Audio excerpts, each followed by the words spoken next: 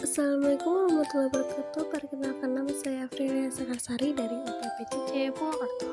Di sini saya akan mempraktikkan tentang modul 8, yaitu optik, sifat cahaya, tentang percobaan pemantulan cahaya.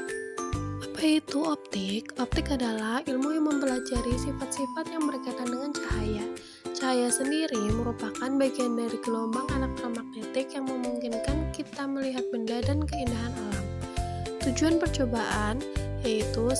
Menjelaskan sifat-sifat cahaya, 2. Menjelaskan sifat-sifat bayangan yang dihasilkan oleh cermin, 3. Menjelaskan sifat-sifat bayangan yang dihasilkan oleh lensa, 4. Menentukan fokus cermin cekung, dan 5.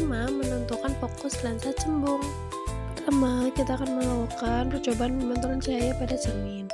Susunlah lampu senter dan celah cahaya di depan cermin datar, kemudian nyalakan lampu senter dan amati jalannya berkas cahaya pada saat sebelum dan sesudah mengenai cermin datar. Gambarkanlah cahaya berkas sinar tersebut sehingga tampak sudut datang dan sudut pantulnya. Kemudian, ukurlah besar sudut datang dan sudut pantulnya menggunakan busur derajat. Hasil menunjukkan besar sudut dihasilkan adalah 30 derajat. Jadi, dapat disimpulkan sudut datang sama dengan sudut pantul sesuai dengan hukum pemantulan.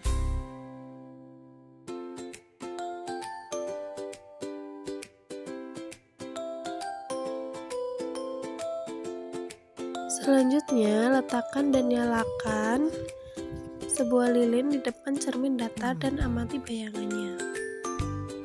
Catatlah sifat bayangan yang dibentuk oleh cermin datar tersebut. Hasil bayangan cermin datar bersifat maya, tegak, dan sama besar dengan bendanya.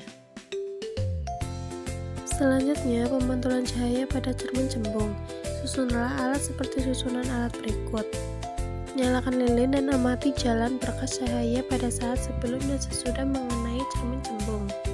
Gambarkanlah jalannya berkas sinar.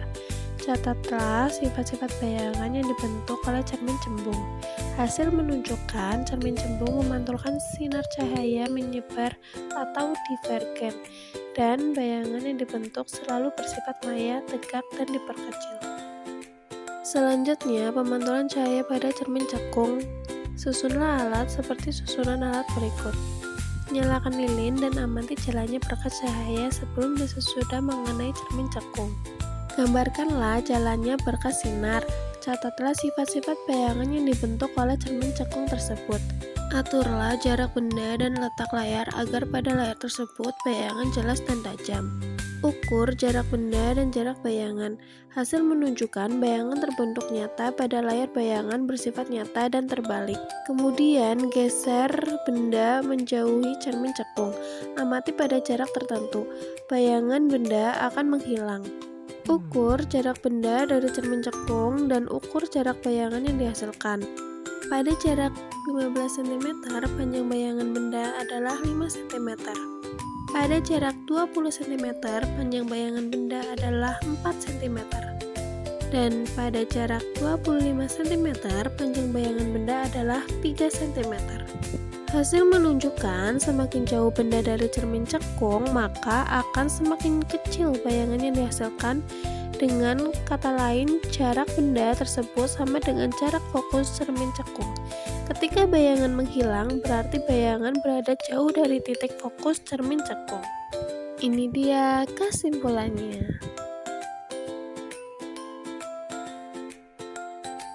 Sekian dari saya. Wassalamualaikum warahmatullahi wabarakatuh.